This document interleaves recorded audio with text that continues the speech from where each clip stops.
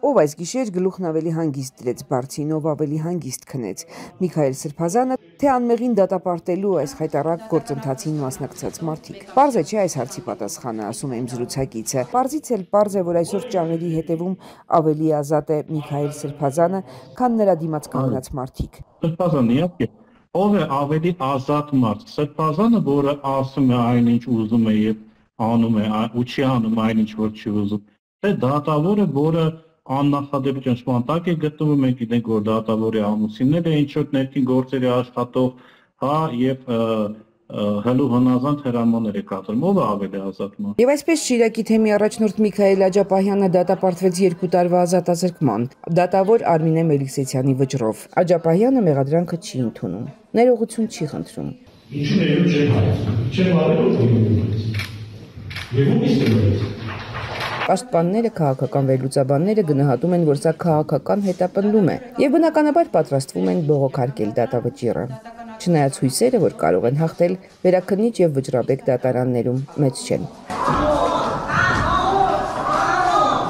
Ձեր հոգեխորքում գիտեք, որ ես անում եմ, շատ լավ գիտեք։ Եվ մտածում եք, ես փորձանքին չի մալեկավ ձեր, փորձանքին դու ասի կհավասիկ ես։ Իշխանությունների առաջ, կհավասիկ ես կանեմ ես։ Չասի, ինչպես ունդան ասած։ Իսկ դատավորի ձայնը երերում էր վճիռը կարդալիս։ Կարող է թվալ երերում էր։ Ցավոք սրտի ինձ համար դա մինչև հիմա հանելուկ մնաց, ինչու եւ ինչ նպատակներով Միքայել Սրբազանին համոզեցին դուրս գալ կաթողիկոսարանի շենքից։ Ոչ էլ որևիցե մեկի հետևում չեմ թաքնվում։ Եկել են իմ հետևից, ես կգնամ։ Եւ ավելին նաեւ համոզեցին, որպեսզի ինքը այդ միասնական վարչապետի տեխնացուից հրաժարվի։ Իմ կարծիքով սա օգտագույն երկու սխալ է քաղաքական առումով, որովհետեւ այսպիսով ուղղակի Միքայել Սրբազանին ուղղակի հանձնեցին, հա, Փաշինյանի հայեցողության։ Ես ես երկրի համար սպառնալիք չեմ եղել, չեմ լինի։ Բայց այն մարդիկ, որոնք այդ խելագարի կամքը կատարում են, եկել են, սպառնում են բռնությամբ,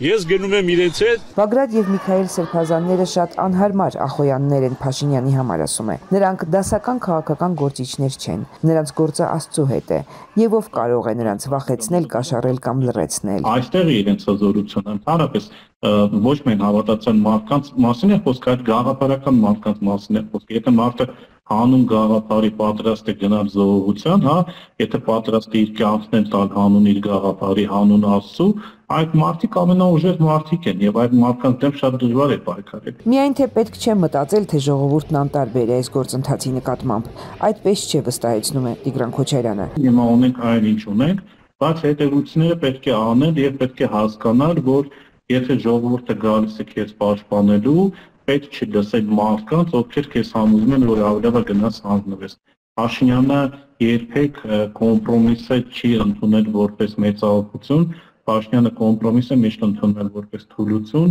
եւ այսպես ասենք ոտքը գազին է տալիս եւ իր կոպիտ ասած ծեր գործերը հասցնում է ավարտել։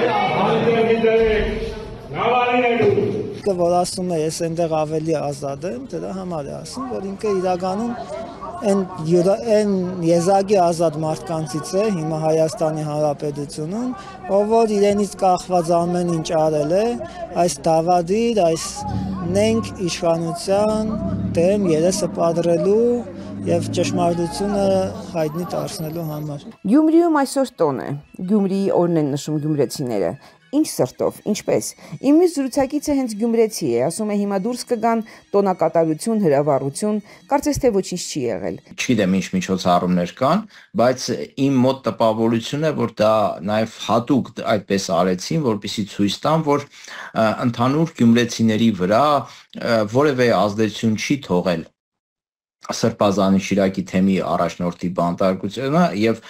այնտեղ մարդիկ ուղղակի հրճվում են։ Մինչդեռ Գյումրին այս պահի դրությամբ 2 տարով զրկվել է իր Սրբազանից։ Միքայել Սրբազանին այստեղ սիրում են, հարգում են, նրա խոսքը լսում են։ Իմ շրջապատի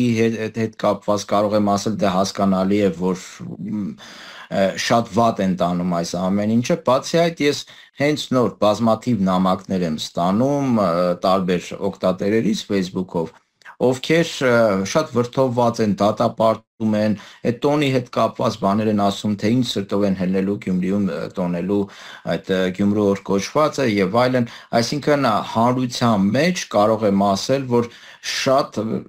արդարացի զայրույթ կա։ Դերենիկը ինքն էլ անձամբ ճանաչում է Սրբազանին եւ նրա մասին պատմելու շատ բան ունի։ Կարծեմ մարտ ամիսն էր, թե ապրիլ։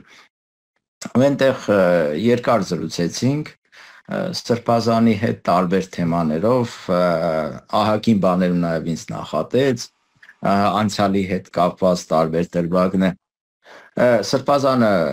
նման սովորություն ունի, ինքը շատ գիտեք ինչպիսի մարդ է, ինքը ճակատին ասում է այն ինչ մտածում է,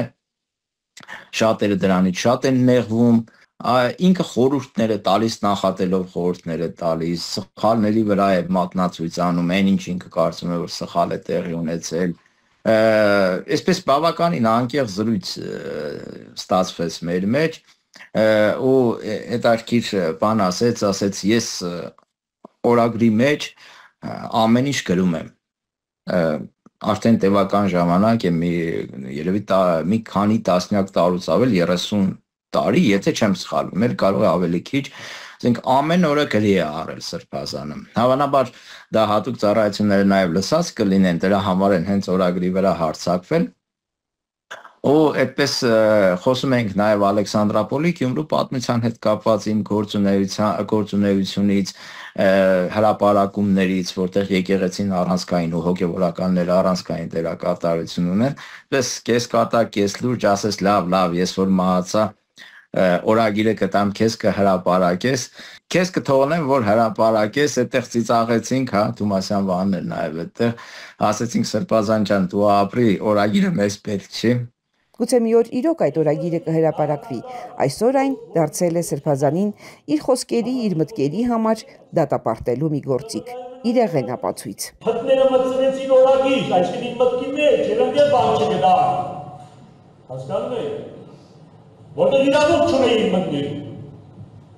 Կարող է իրավականորեն իրավունք ունել։ Բայց բարոյապես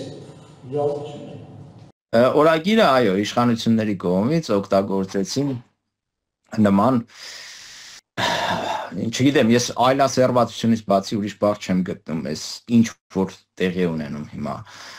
Սրբազանների հետ կապված եւ մասնավորապես Միքայել Սրբազանի հետ կապված։ 2 տարվա ազատազրկման վճիռը լսելուց հետո անմիջապես Facebook-յան գրառմամբ Տիգրան Քոչարյանը արձագանքել էր։ Մեջբերում եմ, Աստված ջան, չներես սրանց, որովհետև իմանալով են արել։ Այսօր խոսքը, խնդրանքը Աստծուն ուղղելը անզորություն չէ, դա էլ է ուժ։ Եթե ներկապային թվում է, որ ինչ-որ որևէ բան չի ստացվում, դա չի նշանակում, որ Աստծո վրա հույս դնել կամ Աստծո շարժվելը դա